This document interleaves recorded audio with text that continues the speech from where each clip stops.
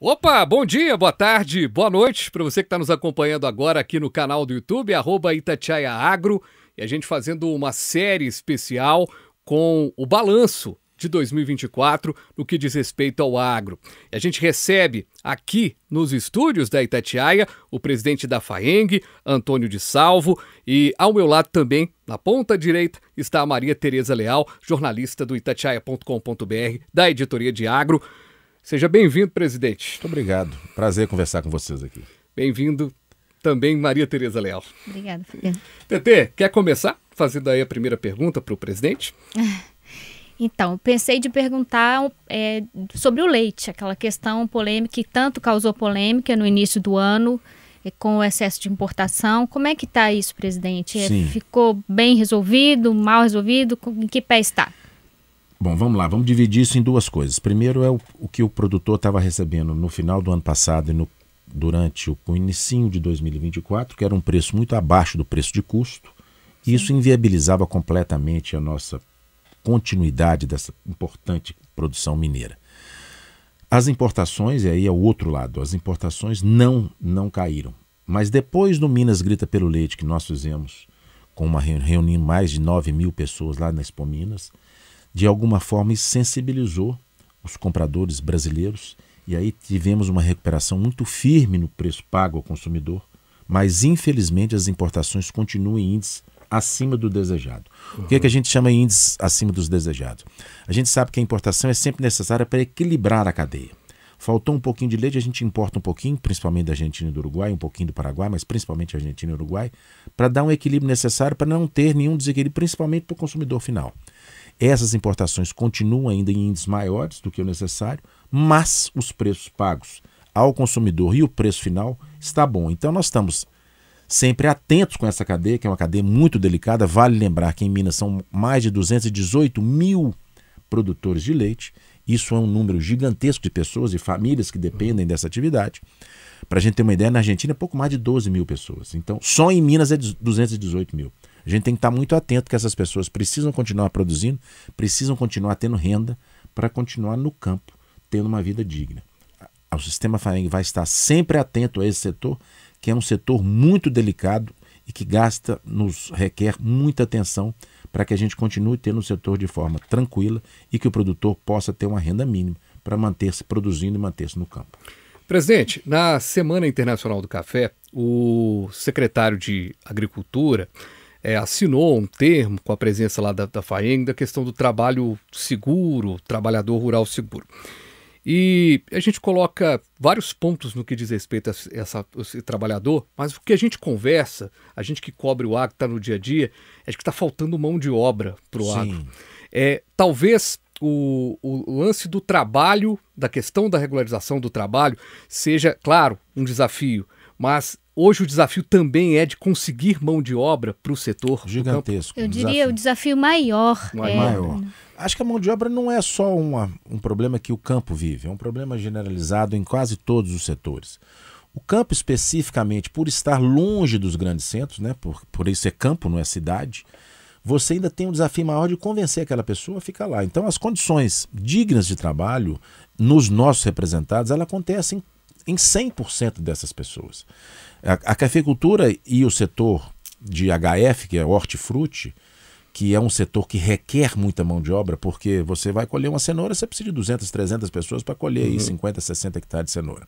Da mesma forma na cafeicultura de montanha, principalmente, que é onde não temos colheita mecanizada, o Triângulo e o Alto Paranaíba já tem colheita mecanizada, mas parte do sul de Minas e boa parte das matas de Minas a colheita é manual, você requer mão de obra. Então temos esse problema, um problema que nós temos enfrentado diretamente para que os nossos produtores saibam quais são os quesitos que ele precisa de cumprir para contratar aqueles trabalhadores temporários que recebem uma quantia muito boa por cada dia de trabalho, mas a gente precisa de ir diminuindo essas arestas, diminuindo essas diferenças para que cada vez mais tanto o produtor rural tenha tranquilidade de colher bem a sua safra, seja ela de HF, seja ela de café, mas também o trabalhador tenha seus direitos todos garantidos para que a gente continue tendo o que a gente chama de ganha-ganha. Ganha quem produz, ganha quem colhe, ganha o produtor que tem um produto de ótima qualidade, ganha Minas Gerais por termos café disponível e exportarmos, somos o maior exportador de café do Brasil. Então é o ganha-ganha. É muita atenção, o secretário, o governo está alinhado, nós estamos alinhados com o superintendente do Trabalho e Emprego aqui de Minas Gerais, para que a gente cada vez mais tenha uma garantia de um trabalho decente dentro da cafeicultura e dos demais setores.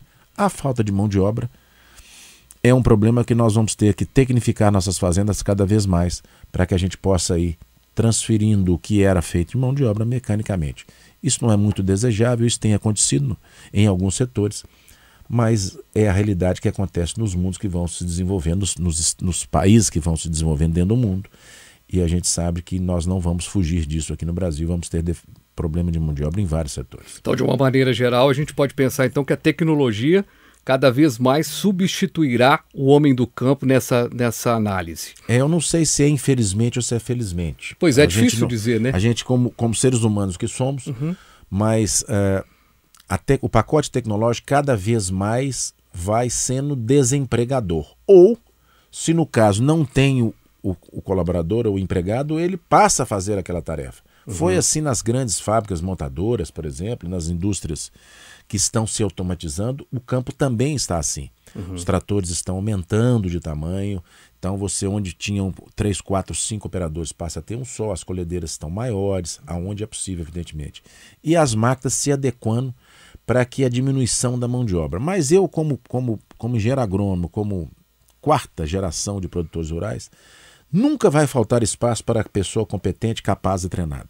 Essa pessoa sempre vai ter cada vez mais a necessidade dessas pessoas, seja ela aí talvez não mais para fazer o serviço braçal, mas para fazer um serviço técnico, um serviço de qualidade. Operar um drone, operar uma colhedeira por satélite. Então, nós não temos medo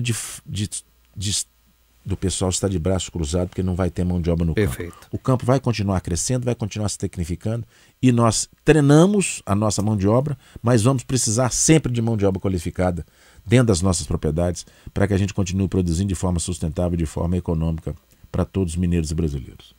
Só pegando um gancho aí, então, nessa pergunta, nessa resposta, falando sobre capacitação, já que a gente falou de mão de obra. Eu vi que o Senar vai abrir 100 novos grupos de ATG. Essa decisão é baseada em alguma lacuna? Ainda existe uma lacuna de assistência técnica no Estado? Gigante, TT. Nós temos hoje com mais ou menos 18, quase 19 mil atendidos no que diz respeito às diversas cadeias que nós atuamos, mas ainda temos muitas cadeias que precisam mais da nossa assistência técnica. Sim. Então, a assistência técnica hoje é, sem dúvida, uma das coisas mais importantes que tem. Nós temos que treinar nossos colaboradores para que eles se qualifiquem bem e possam não só ganhar mais, mas também produzir mais. É impossível você ganhar sem produção, mas a assistência técnica e gerencial, a transferência de conhecimento das nossas instituições de pesquisa, LEELA, CEPAMIG, Universidade Federal de Viçosa, Universidade Federal de Lavras, enfim, Embrapa, nós temos que transferir esse conhecimento para dentro do campo. E esse conhecimento só vai através da assistência técnica, onde você leva esse conhecimento. Aí sim, na pecuária leiteira, na pecuária de corte, na cafeicultura, cada vez mais essa tecnologia nova entrando, seja ela via adubação, via tratos culturais, via novos cultivares geneticamente melhorados, nós certamente vamos ter ainda mais produtividade sem precisar desmatar, sem precisar de poluir, tendo mais eficiência. E é isso que o campo está fazendo.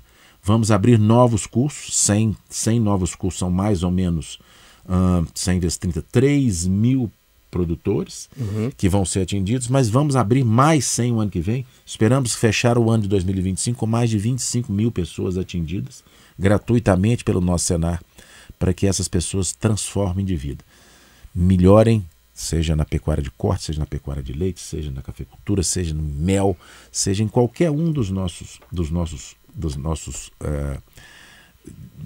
cadeias de assistência técnica, porque a gente sabe que quando entra um técnico e passa 2 anos na sua fazenda, a gente tem vários relatos, a gente está levantando também a medição da transformação dessas pessoas. As pessoas melhoram de vida, melhoram a família, melhoram a renda, melhoram tudo. Então, a assistência técnica é fundamental e vamos continuar fazendo-a de forma ainda mais assertiva e agora também quantitativa para melhorarmos o nosso trabalho do Senar. Presidente, uma polêmica do ano de 2024 foi a questão da carne com o Carrefour, com a rede francesa. Os franceses são uma grande barreira aí do agro brasileiro, né? Porque eles lideram aquele movimento da União Europeia também, com relação a uma lei de desmatamento que é muito baseada na nossa já. Qual que é a visão do senhor, do Sistema FAENG, em relação a esse momento? Esse cenário que a gente acompanhou ao longo dos últimos dias, que foi aquela briga em relação da carne, meio que uniu o agro, né? O setor meio que se uniu em meio da causa. Isso, de certa forma, politicamente, o Ministério da Agricultura também utilizou-se disso para se aproximar um pouco mais, né? E o senhor também, me lembro muito bem que o senhor, numa coletiva de imprensa, logo no início do governo, na transição, o senhor reclamava dessa distância, desse Sim. distanciamento, eles se aproximaram. Qual que é o resumo que a gente pode trazer de saldo positivo, negativo dessa briga da carne? Vamos lá. Primeiro, vamos só reafirmar o que já estava amplamente falado, mas nós vamos reafirmar. A alegação, tanto do CEO do Carrefour, como dos deputados, dizendo que nossa comida é lixo ou que nossa carne não serve para eles, ela é mentirosa. Então, quem conta uma mentira tem algum ponto de fundamento. Se ele conta uma mentira deslavada, porque ele é um mentiroso. Talvez desconhecimento do que é esse setor, que é o setor onde o Brasil é muito competitivo e Minas não fica atrás. Então, a nossa carne, não existe nenhum lugar no mundo que tenha a condição de ambiente que o Brasil tem, um boi de capim que vive no pasto, que tem uma qualidade de vida durante a sua vida, seja ele uma vaca de leite, seja ele um boi de corte, que em nenhum lugar do mundo tem nada melhor e a maioria dos lugares nada é parecido. Então, o que o Carrefour falou, o que o senhor falou, é um desconhecimento da pecuária nossa. Nossa pecuária é a mais sustentável do mundo. Agora, a aproximação desse evento com a aproximação do governo foi muito bom, na nosso entendimento, e também, principalmente, também a aproximação nossa da indústria. A indústria imediatamente bloqueou a entrega do produto ao Carrefour Nacional. Então, isso mostrou que mexeu com um, mexeu com todos. Estava faltando isso no meio do agro, sabe? As pessoas precisam compreender, e outras cadeias também se sentiram ofendidas e também fizeram seus boicotes. Não dá para um time, né, um time de futebol que está tão em moda aí, apesar dos meninos não terem ido muito bem. Verdade. Não adianta você jogar bem na lateral direita e o back está jogando mal, ou o meio campo jogando mal. Nós temos que ter uma interação entre os setores, e isso significa maturidade do setor, maturidade do segmento. Eu vejo que, apesar de ter sido uma semana aí, algumas semanas atrás, isso muito negativo, o que foi o efeito, foi muito positivo essa aproximação. O saldo foi positivo. O saldo foi positivo. Mas eu não gosto que falem mentira do nosso agro, não. Porque isso é, no mínimo, indecente conosco.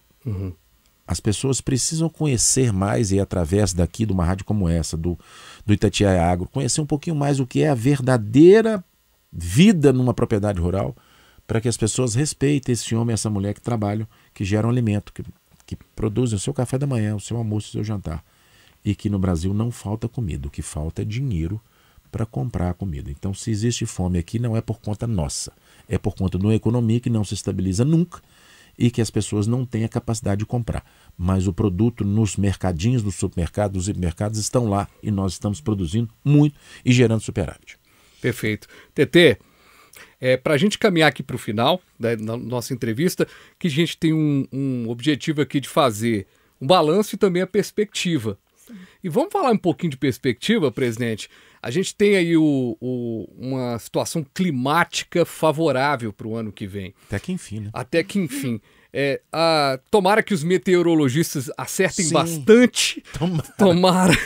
E a gente tem aí na esteira, apesar dos pesares, o café, com todos os problemas que o produtor de café enfrentou, o café ainda fechou o ano com saldo positivo, 2024. Com esse clima todo aí favorável, A gente tem aí a possibilidade de culturas que sofreram neste ano de 2024 Sim. terem boas novas em 2025? Sim. O que acontece é o seguinte, o café é uma cultura perene. Então, o que nós estamos vendo? Ela sofreu um déficit hídrico nas regiões produtoras muito maior do que seria o normal de acontecer. Então, essa planta sentiu. Esse pé de café especificamente, ela está sentida. Ela vai ter problema de produtividade na próxima safra, isso não há dúvida. O que não dá para mensurar ainda agora qual é o tamanho desse problema. Vamos ver isso lá no mês de fevereiro, onde a gente vai ter uma dimensão muito assertiva do que será a queda. O que nós estamos vendo é que existe problemas na cafeicultura, sim, em termos de produção e produtividade. E não só em nível de Minas, em nível de Brasil, em nível de mundo. Então há uma falta de café. Por isso o café está no preço que está. Então a pessoa, quem está nos vendo e nos ouvindo aí, pode entender. Se o preço subiu, é porque faltou. Então não é porque o produtor pôs o pé no toco, como a gente fala lá na roça, e está pedindo R$2.000 na saca de café. Não, é porque não tem alguém que paga. Exato. Então tem uma bolsa de valor lá no outro lado do oceano que está pagando isso. Então a cafeicultura, nós temos que ter essa dimensão lá para janeiro, fevereiro, final de janeiro, começo de fevereiro, para a gente saber o que acontece. Os outros setores, o setor suco energético mineiro, não tivemos queimada, não tivemos muito problema. Tivemos queda, sim, a cana também sentiu com déficit hídrico. Produzimos um pouquinho mais que 2023. Por isso a queda nossa aí nesse 0,9 aí nesse momento, nesse último trimestre desse ano. O setor de pecuária de corte, das carnes, a grande vilã agora desse momento. Carne subiu. Meus amigos, nós matamos lá atrás uma quantidade maior de fêmeas do que seria o recomendado. Consequentemente, faltou bezerro, faltou tourinho, faltou novilho, faltou boi. Então, tem falta de produto. Com a seca prolongada, o que acontece com o preço? Sobe. Nós, produtores, não temos gado para entregar agora. Por isso que o preço está alto. Porque se tivesse gado para entregar, o preço não estava alto. É preciso deixar claro que o vilão não é o produtor rural. Isso são coisas sazonais que acontecem normalmente e que nós estamos. Mas perspectivas para o agro mineiro e brasileiro sempre, e eu vou repetir, sempre serão boas. Porque o país se qualificou, Minas também se qualificou. Nós temos hoje tecnologias importantíssimas para o mundo tropical. Ninguém tem isso em nenhuma parte do globo. Ninguém soube produzir num cerrado vermelho, ácido. Nós criamos essa tecnologia há mais de 40 anos. Então, cada vez mais nós vamos ter mais produção, mais produtividade. E sabe o que isso significa para você? Comida mais barata e mais farta e mais diversificada na mesa, que é o que interessa para nós todos. Então, à medida que o agro vai se potencializando, cada vez mais o alimento vai se baratear. E é isso que nós temos feito a nossa parte muito bem feita. Por isso o produtor precisa ficar atento. Você, produtor que está nos vendo, vai baratear. As margens vão ser menores. Temos que ter tecnologia, temos que ter conhecimento e temos que saber o que estamos fazendo para que a gestão seja boa e a gente possa continuar na atividade. Perspectivas boas sempre. Posso fazer uma última pergunta? Claro. Presidente, no início da sua gestão havia a percepção de que o produtor rural era muito acanhado no sentido de mostrar o trabalho, suas conquistas. A gente conseguiu avançar nisso? Como é que tá essa questão? O que você acha? Assim? Mineiristicamente avançamos. Acanhado nós vamos ser sempre. O mineiro já observador. É de natureza, desconfiado. Cruza o braço, olha para baixo. Avançamos sim, brincadeiras à parte, avançamos muito, porque sem nenhum demérito, eu falei isso e você participou diretamente nisso, cada um no seu tempo. A FAENG hoje é uma FAENG voltada para o interior, nós estamos sempre no interior, vamos sempre estar mais interior e menos BH, mais interior. E isso fez com que essa pessoa, esse produtor rural, esse presidente do sindicato rural, sentisse uma sensação de pertencimento ainda maior. A timidez vai ser sempre uma característica do mineiro, mas a gente vai aprendendo a nos defender, a entender a importância do sistema, a entender a importância de sermos representados por um sistema forte, onde nós, produtores rurais, fazemos a força desse sistema. Agora, se estivermos juntos, vamos mais longe. É desconfiado, mas pelo que a gente observa quando a gente conversa com todos os técnicos, o mineiro ele é desconfiado, o produtor mineiro, mas ele é aberto, né? Por exemplo, quando começou, né? Hoje, por exemplo, tem um dado super importante, maioria dos produtores utilizam o WhatsApp, e por isso que a comunicação se dá ali pelo WhatsApp. No início, né, aquela desconfiança e tal, aí teve um técnico que veio conversar com a gente e falou, hoje todos, né, participam de grupos, ou seja, até para participar de um grupo de WhatsApp, o mineiro é desconfiado. Não vou participar desse trem não, né? É desconfiado, mas ao mesmo tempo também é muito hospitaleiro, exatamente, muito acolhedor. Exatamente. Presidente, quero te agradecer demais pelo papo aqui, lembrando que essa entrevista tá disponível aqui no YouTube, mas a gente fez vários materiais para o rádio nesse fim de ano, para a gente fazer balanços, fazer perspectivas também aqui na Itatiaia. E para fechar, presidente, aquela dica, né? Aquele conselho para o produtor, né? Firme e forte, né? Primeiro, escutem sempre a Itatiaia, principalmente a Itatiaia Agro, que é um dos nossos veículos de comunicação mais importantes que temos em Minas. Acho que o que vocês fizeram aqui é muito importante, porque a comunicação e a informação é fundamental e nos dá a possibilidade de conversar com você, ouvinte, você produtor, você dona de casa, você cidadão mineiro e brasileiro. Vamos continuar juntos, vamos continuar acreditando no que fazemos e vamos continuar, o nosso setor vai continuar fazendo a sua parte. Independente dos governos que aqui estamos ou que virão, nós vamos continuar sendo competitivos, sendo sustentáveis e sendo uma das alavancas de Minas Gerais e do Brasil. Maravilha. Mais uma vez, obrigado, viu, presidente? Obrigado a vocês, um prazer estar com vocês sempre aqui. Parabéns pelo trabalho. A gente agradece demais pelas palavras, viu, presidente? Obrigado, TT, que infelizmente, TT vai entrar de férias, né, TT? Aí nas próximas entrevistas de resumo, infelizmente, TT não estará, mas estará em algum lugar bastante agradável, descansando bastante pro ano que vem. Obrigado, viu, TT? Recarrega as baterias, TT, e você, mas fica firme pra gente continuar trabalhando no ano que vem. Vamos que vamos. Grande abraço. Um abraço, gente, e acompanhe o Itatiaia Agro no rádio, em todas as plataformas da rádio mais ouvida do Brasil.